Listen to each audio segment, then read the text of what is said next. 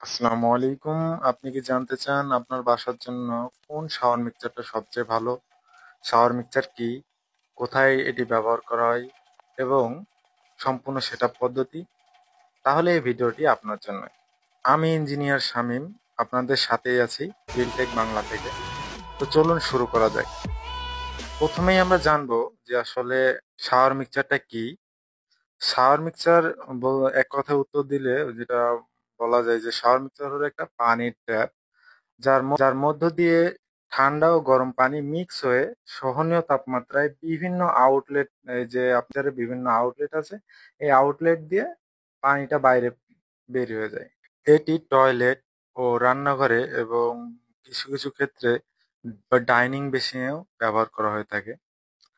তো তো এই শাওয়ার মিক্সচার গুলো বিভিন্ন কোয়ালিটির ও ব্র্যান্ডের হয়ে থাকে এবং এর প্রাইসও বিভিন্ন রকমের হয়ে থাকে।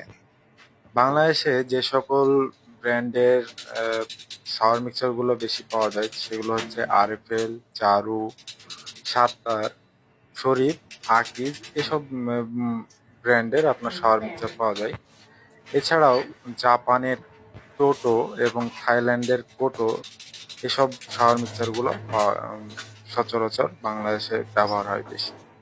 এই শাওয়ার মিক্সচার গুলোর প্রাইস 5,000 থেকে 15,000 পর্যন্ত, কখনো কখনো 17-18,000 পর্যন্ত হয়ে থাকে। আমাদের সাইটে যে শাওয়ার মিক্সচারটা এসেছে সেটা হচ্ছে সাত্তার ব্র্যান্ডের। এর প্রাইস আনুমানিক 6,200 থেকে 6,500 প্রায়।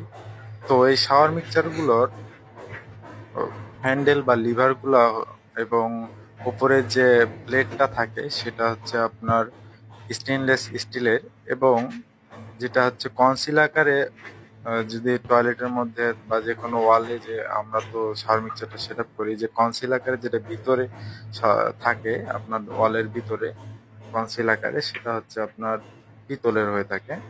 এখন আমরা জানবো কিভাবে শাওয়ার মিক্সচার সেট আপ করতে হয়।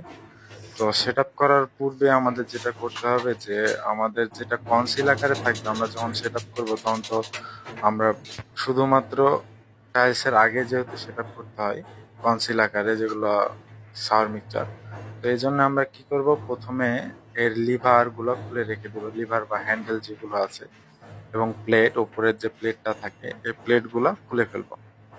এরপর প্রতিটি আউটলেটে একটি করে 3-4 মেল সকেট ব্যবহার করব, এবং ফুল সেট আপ হয়ে গেলে টাইলসের পর আমরা এই হ্যান্ডেল গুলো পুনরায় লাগিয়ে দেই। ভিডিওটা অফ করেন। আচ্ছা ছোট ভাই, তুমি যে মিক্সচার টা লাগালা, এখন এই কোন পাইপের মাপ কতটুকু নিছো, কিভাবে করছো একটু বলো।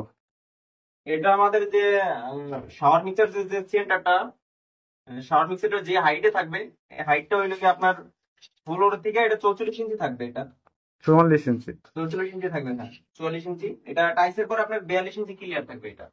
আর যেটা হচ্ছে নিচেরটা, যেটা বালতির, এটা এখন বলে স্পাউট, স্পাউট থাকবে আপনার ফ্লোর থেকে 30 ইঞ্চি। ফ্লোর থেকে 30 ইঞ্চি? হ্যাঁ, টাইসের আগে ফ্লোর থেকে 30 ইঞ্চি, টাইসের পরে 28 ইঞ্চি ক্লিয়ার থাকবে এটা। আর যে সিলিং শাওয়ারটা যেটা, সিলিং এর থেকে 5 ইঞ্চি সেন্টারে থাকবে এটা, মানে 5 ইঞ্চি নিচে হুম। ইয়ের অপশনটা থাকবে, সেন্টারে থাকবে এটা 5 ইঞ্চি শাওয়ারের অপশন। এটা হলো কি আপনার মুভিং শাওয়ারের ক্ষেত্রে। আর সিলিং শাওয়ার তো এটা উপরেই থাকবে। এটা হলো কি আমাদের শাওয়ারের মাপ। আর আপনার এটা হবে শাওয়ার কর্নার টাইপের হবে, এটা গ্লাস পার্টিশন, এই কারণে শাওয়ারটা আলাদা ক্লিয়ার হবে। ঠিক আছে ছোট ভাই, ধন্যবাদ।